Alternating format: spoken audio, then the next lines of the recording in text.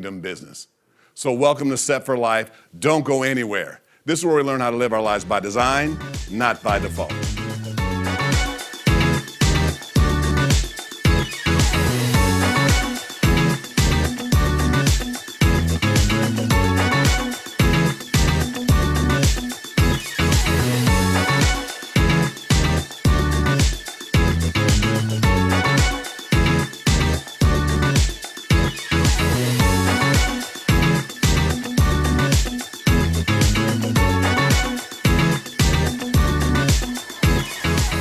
Welcome, family, to another exciting episode of Set for Life. I gotta let you know I'm excited. I'm excited about our topic and our co-host. I didn't say guest, I said co-host. We're gonna be talking about not just minding your business, but also about being intentional with your business and business growth. As you know, we're doing a series, The Color of Money, and I couldn't think of a better person to bring in than my co-host, Kevin Suber. And by the way, how you doing, Kevin? George, I'm outstanding. Everything is great. It's always exciting to be here with you to have these conversations. Oh, but wait. I'm just glad he's here. You know, I called him several times, you know. He says, hey, man, I can't come in. I'm out of the town. He's somewhere in the country. Then he called one time, you know, he's international, right? He's traveling overseas. I'm waiting until he tell me he's extraterrestrial, as they'll say. He's over in Mars. And then I'll tell him, hey, man, hey, Kevin, what you doing in Mars? There ain't enough businesses over here. I'm gonna start opening up the first one over there. So I'm just glad you in town, man. Pastor George, you know I'm a serial entrepreneur. Right. Where I see opportunity, I just have to go in. If it's Mars, then so be it. That's good. Hey, Kevin, just in case of someone that doesn't know, can you just tell us a little bit about yourself? And then, by the way, you see already over here, he's got the kingdom business, license to lead. So just tell everybody a little bit, Set for Life, a little bit about yourself. Beautiful. Kevin Suber, I'm the SVO, Senior Visionary Officer. You heard CEO, I'm SVO, because businesses fail without vision. Right, so we changed some titles around. So I'm the SVO of the Suber Group. We're a company that does management of finances and talent. That's ultimately what we do. And then there's several other companies that we've formed. We're in the energy space right now. We have some nonprofits, and we can dig into that as needed or not as needed at all. But happy to be here with you today. Right, and no, one of the things also I liked about him also is that he didn't realize it, but married and has 4 kids. I always used to see him, and whenever I saw him, he always looked so calm all the time whenever he saw Kevin. I was like, and I have 3 kids. I'm like, how is he so calm all the time with all these things going on? So in other words, I want you to learn from all the things that he does. So I first just want to start off, and let's just get right into it. Yeah. Into why someone would start a business right now, or what should people be thinking about when it comes to business? One of the main things for me when I have these conversations with people, George, is what is the climate that we're in right now? Right. It's not so much about starting the right business at the right time, but being mindful of what is the territory, what is the climate that we're playing in. What do I mean by that? What I mean is what's the current push from an administration? Right? If an administration is pushing energy, well, look to start an energy company, right?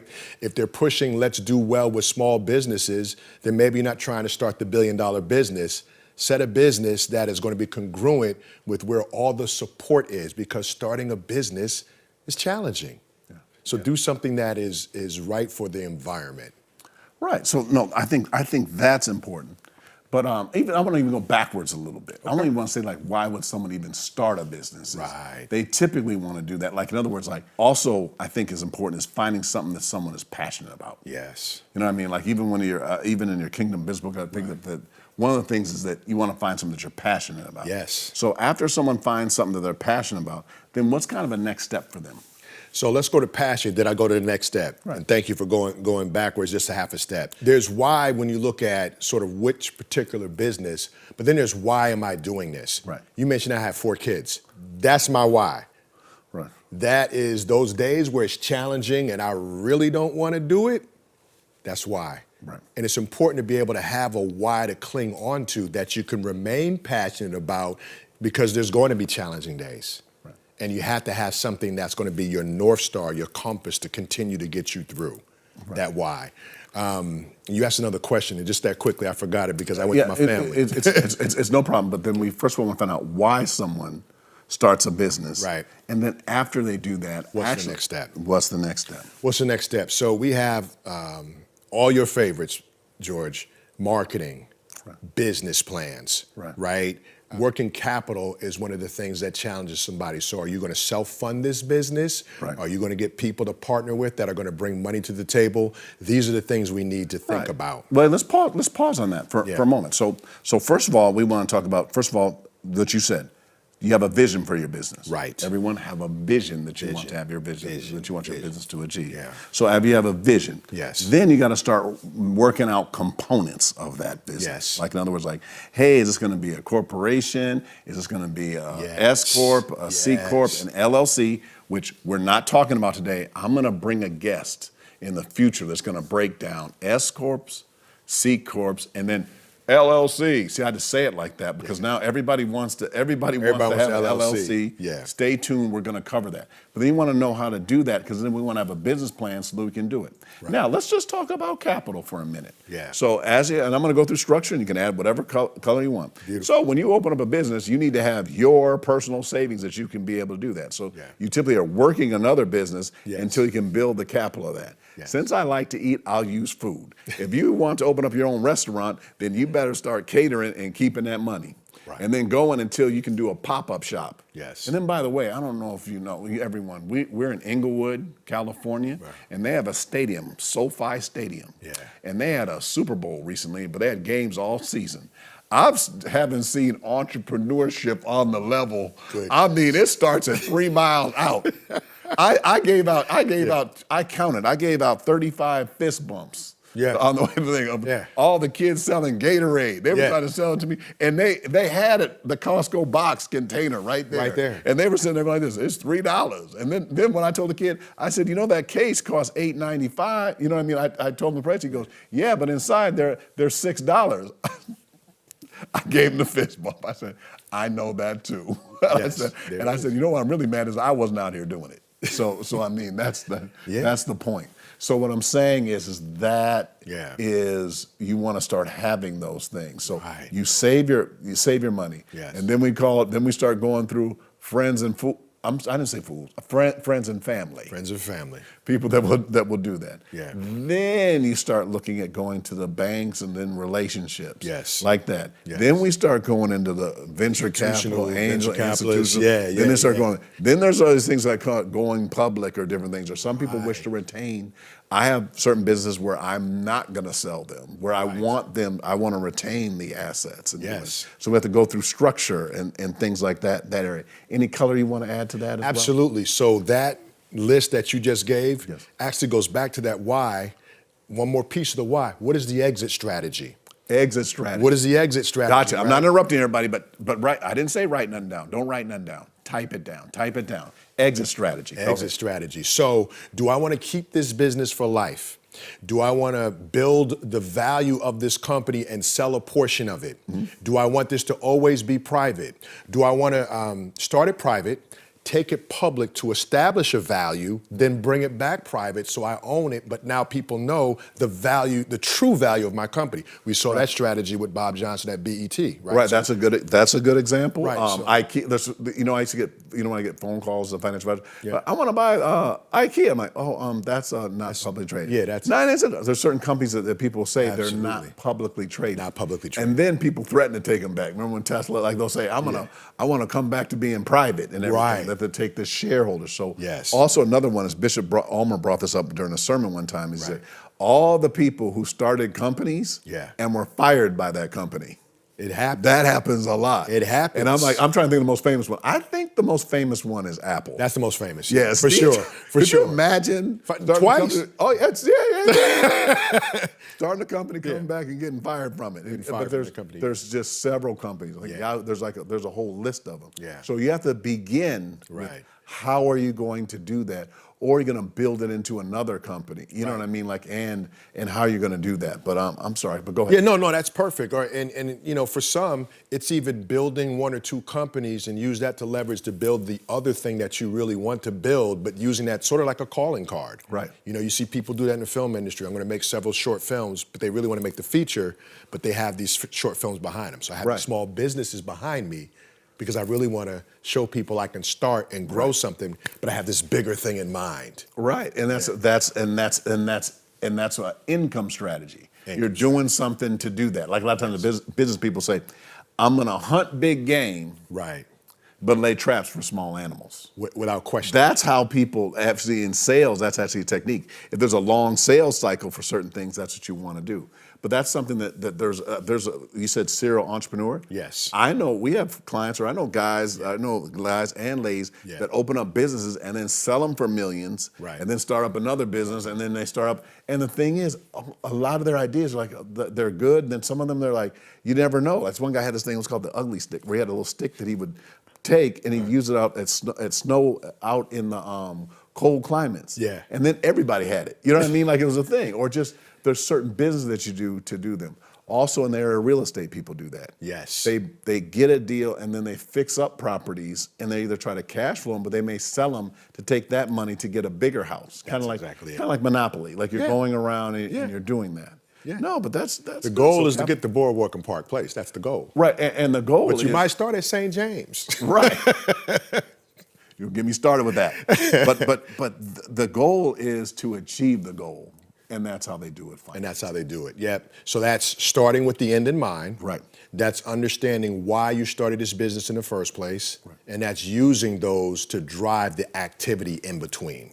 So when someone does it. So now, I'm sorry, we got to go to our hot points that we usually hit. Okay. Yeah, and so everybody, as you guys know, too, everybody so that you're clear, and we did this one, building business back better. Right. So if you ever want to run a successful business, if you have all four of these aspects going, the business is going to do very well. If you do 3, you'll do okay. 2, we don't know. But here, let's list them.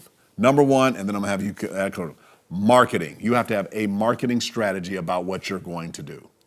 The second, operations, how you make it do what it do. Yep. Okay, so like in other words, if you're a real estate, if you're a loan officer, how do you process the loan or how do you process things? 3, and we're gonna hit this hard. New products and services. Yes. Do you have a new product or a new service? Yes. And then number 4 is financial dashboard. I'll come back and I'll talk about that. Yeah. But first of all, marketing. What should somebody be doing now? And then I got my phone ready because I got my marketing idea. So what should somebody do in the area of marketing now in this environment? So in this current environment, you have to be mindful of the whole electronic world. There were times when you had enough paper, you could put it on cards and in the right place and you're good to go. If you don't exist on LinkedIn, if you don't exist on Facebook, if you don't exist on Twitter, if you don't exist on Instagram, you don't exist. Right. Period. And you use them, you have to understand that the audiences are different, right? But you leverage all of them to drive traffic back, for example, to a website where you can capture data. Come on, George Thompson. Right. Where you can capture this data and then build it, right? And you're building different pockets of audiences because they may grow and move differently, and that's fine. You have to know who you want and I was thinking about when you said the ugly stick, why does something like that even work? Marketing. Right. Why did I'll go old school. Why did somebody else had it and then they wanted it and then doing it? So Kevin, I'm going to interrupt. Listen to this, guys. This is a new one. I'm going to interrupt him and tell him something he said in a previous show that was helpful. In building business back better, one of his biggest ones, he started talking about pivot before anybody else was. Yeah. But also one of the things though that we talked about though in marketing last time is that we said you got to adapt to change. You have to. So one of the things that I adapted to that made a big change, obviously the Super Bowl was recently, went there, and one of the things that was happening was I was meeting a lot of people quickly. Yes. And I give people a business card, you can't remember anything or doing this. Yeah. So I went out, my staff and everybody, they showed me, and I went out and got a digital business card. I'll put it into the chat as well for everybody. Yeah. But now I have one for my financial planning business. Yeah. I have one for my here at the church. Yes. I have one also, a personal one. Yes. So what I do is you can do it, and it makes a QR code, and it makes it, and I'll put it all in the chat for you, so you do that, and then look, someone can text or do anything. Do you know how many people I met that I got their QR code, and then when they responded back, it captured their information, and then it has theirs. Now, you guys, I'm telling you this even before I do it. Yeah. I now am going to make a YouTube video introduction Yeah. and say, hey, you met me, and hey, this is really how I help people. This is how I do it. Because I came and it was community engagement. Right. And there were so many people, and I'm just telling you that I met there. And I'm saying high level. And while I was talking to them, I looked them up on LinkedIn. And then I re-engaged them in a conversation. Right. And you see what you're doing is you're gathering information, because marketing is two things that we want to do now. Yeah. See, there's something called a spraying a gun approach. Right. Just so everybody knows, at the Super Bowl, those commercials were $7 million a commercial. Yeah. For 30 seconds. 30 seconds. That is a broad audience, because more people are watching that from all over the world. Right. What we want to do is be more direct. Yes. And say, like, this is really how we're doing it.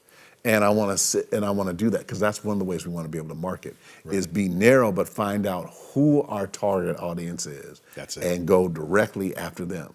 Like as you're our target audience, like, we want to make sure we're targeting to the right people. Absolutely. In marketing. Anything else about marketing before we go to operations? Yeah, just to drive that point home, I tell people, and I used to manage actors, and I would tell them, hey, great that you want to do all these different things, but that's the shotgun approach. Right now, we need to be a sniper. Exactly. Right? So let's knock this one thing off and move to the next thing. Right. So with your marketing strategy, what is the goal that you want to accomplish? And then let's move through to the next goal or the next couple of goals. Right. But don't be so wide, especially as a small business, especially as an entrepreneur, where you're building in failure because you're going too wide. Right, right.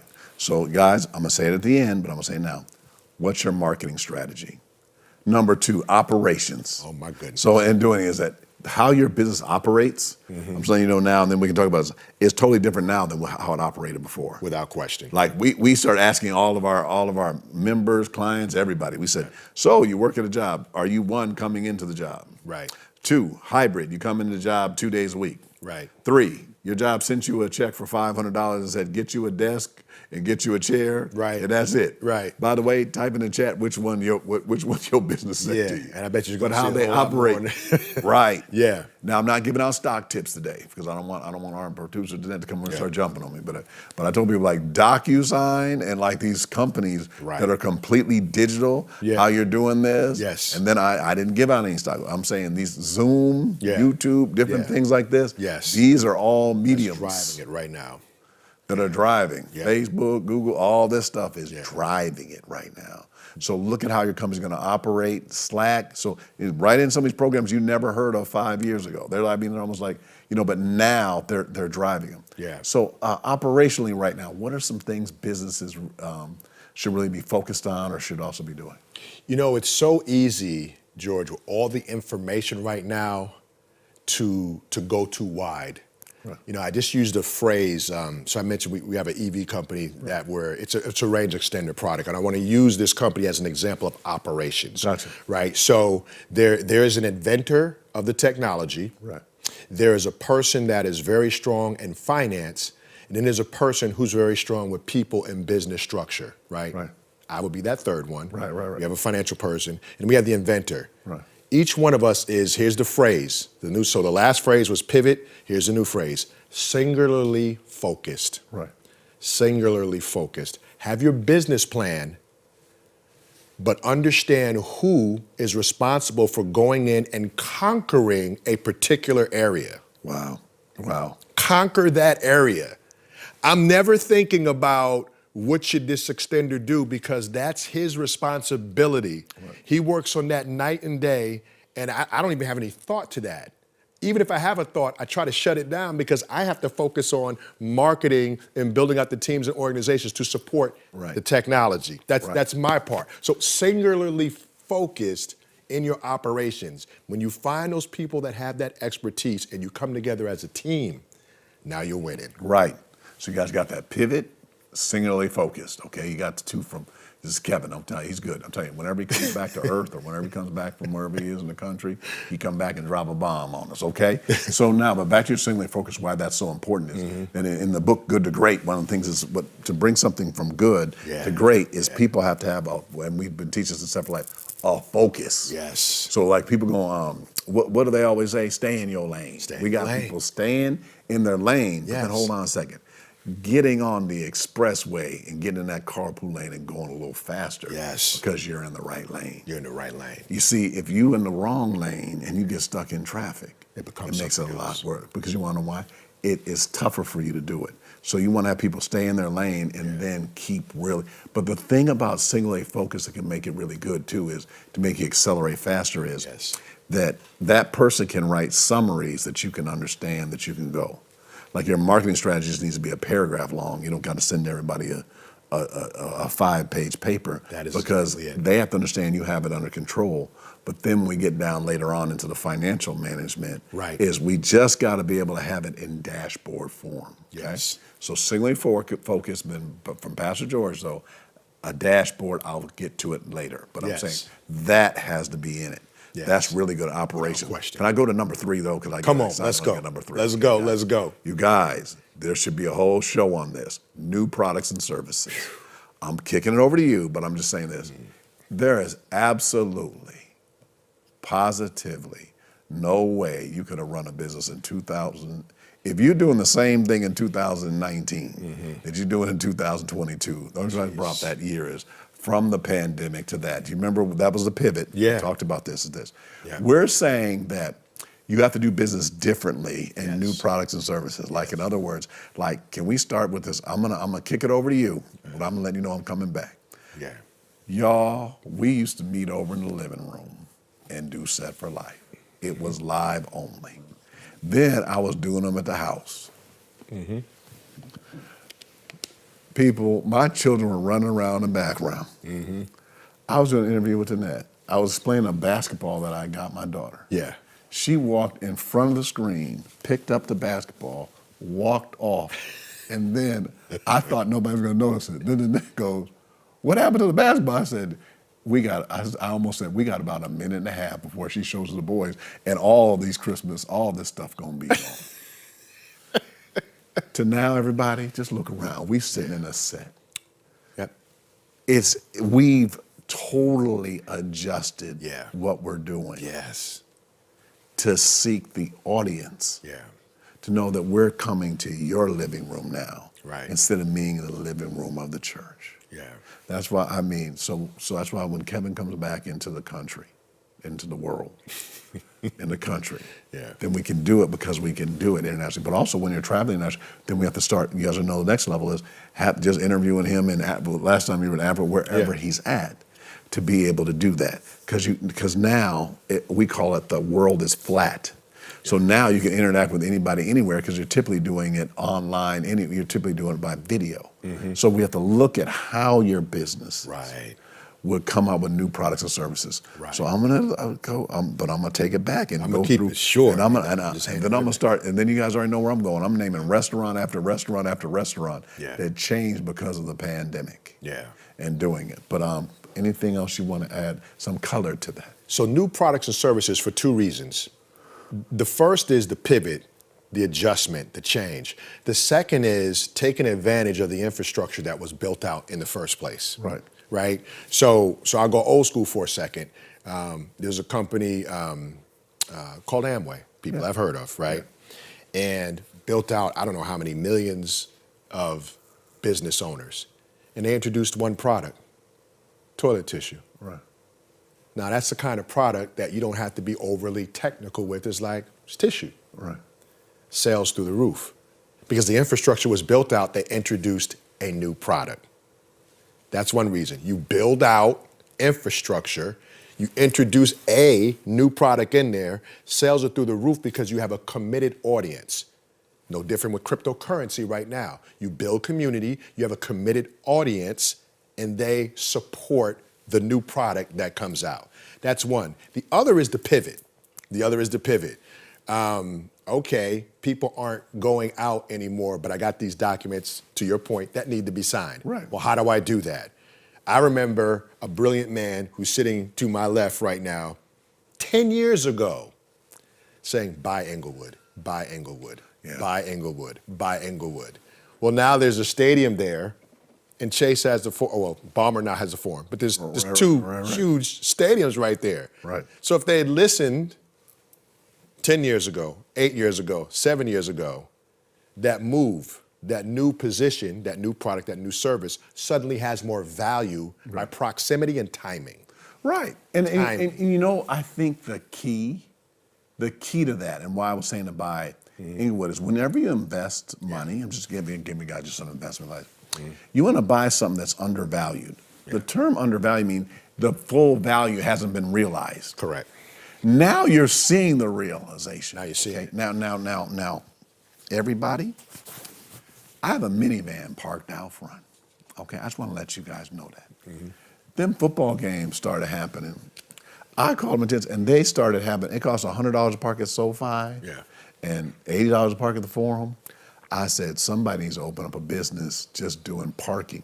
Now there's all those parking apps and everything. Yeah. There are people, it's almost worth knocking down a building and just having the parking. Just park. Just almost parking. Yeah.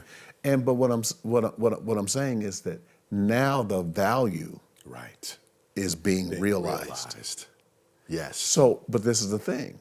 There are still opportunities. Still opportunity. I did a real estate class with our guru, Danette. Yes. Where I showed a property. It's a true story. Yeah. And I used our board up here, and it was a $500,000 property. But this house was ugly. Hold on one second. I got to go like this.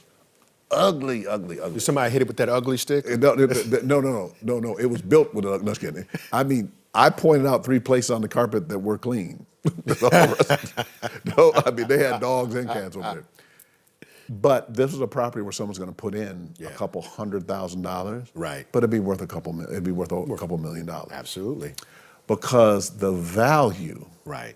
was not realized. Right. So what new products and services is finding a venture that is one that can that people need, and then you have to change, and then we're going to go into later on. Right. Profitability. Right. Is people are doing things now. It's just very inefficient to do certain things a certain way. Right. It's just much easier to do that. That's why you see the rise of Amazon. Right. I know I said Amazon. People woke up when I said that. Yeah. But look at Amazon as opposed to going down to the store. Right. They have the efficiency of just sending it to you as opposed to you getting in your car, driving down there, the time, the things, doing it. So they're making it more efficient. Yes.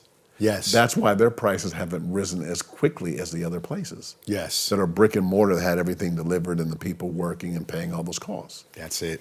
So that's why when you do new products and services, I'll even ask you, and then let's talk about it, is if someone's developing new products, what's some things they want to be thinking about for their business?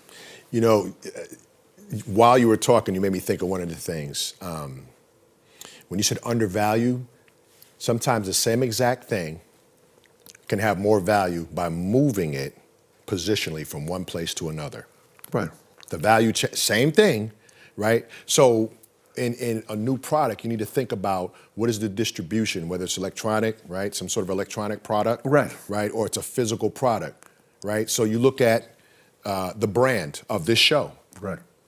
It's probably 20x'd simply because the location has moved. The proximity is now, it's digital, and you bring it to people's home as opposed to it physically being in one location where you can only get with so many people to leverage the information. Right, exactly. Right, so what is this new product, and where should this new product be to add value to people, therefore increasing the value of it? Whatever this new product is, where should it be? Right.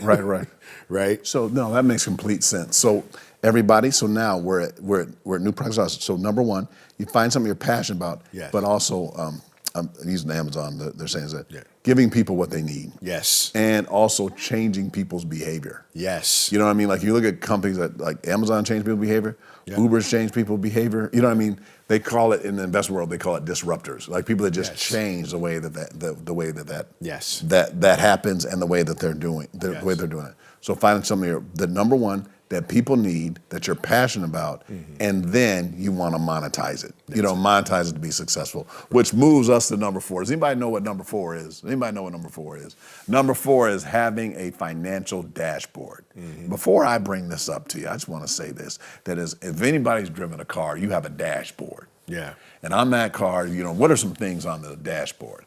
How fast you're going. Right. How much gas you have in the car. Right. Also, is everything okay? Yes. And then if you happen to have a hybrid car, and then we won't get too much into electronic vehicles today, but a hybrid car tells you how much fuel you're using as opposed to how much electric you're using. Yes. So it's telling you how efficient that your business is. Yes. And the same way that you have a dashboard for your car, Yeah. you need to have one for your business. Yeah. So I'm going to ask you about the importance of it, and then I just want to as you know, I'll talk a little bit about it. Right. And then I want to let people know there's some but you see the importance of a dashboard. Absolutely. In doing it.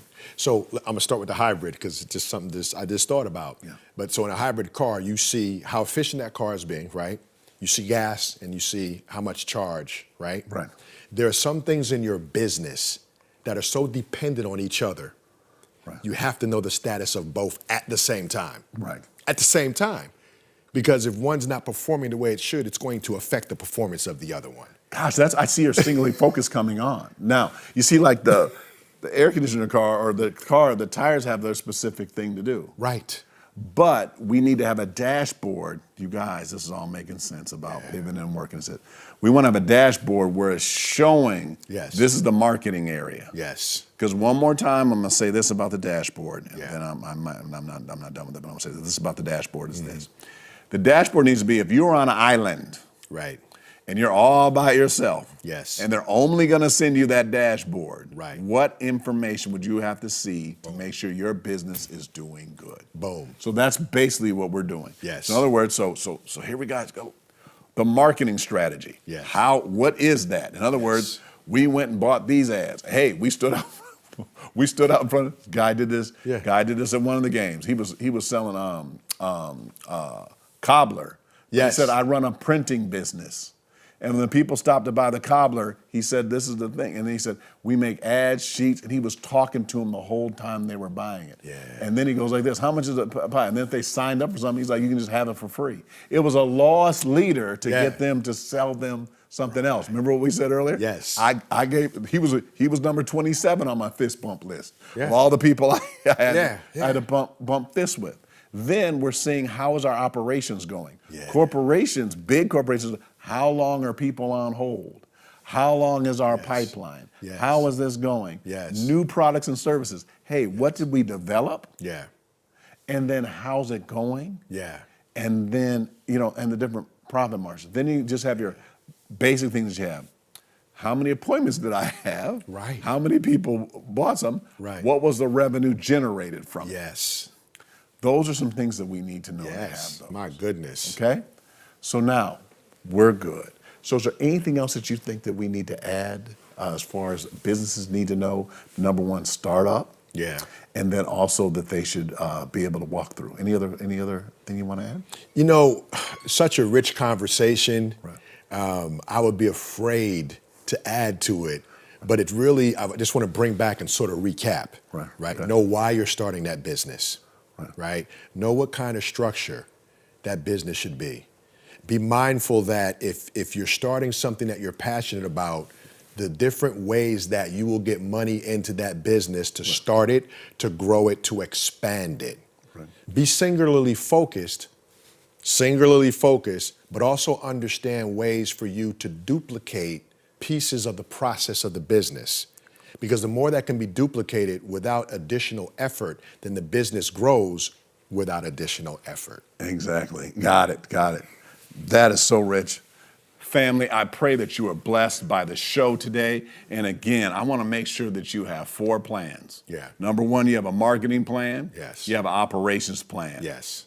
You have a new products and services plan. Yeah. And then you also have that financial dashboard that you can walk through. Yeah. Again, I want to thank Kevin Super. Came all the way down to Inglewood, California, and doing it. Hey, shout him out in the chat. We're gonna bring him back whenever he's in the United States of America, and we'll have him come back. But also, type in the chat your business questions if you have some. We want to help you in those areas, and we pray that you are blessed. Hey, we'll see you on our next episode of Set for Life, where we live our lives by design, not by default.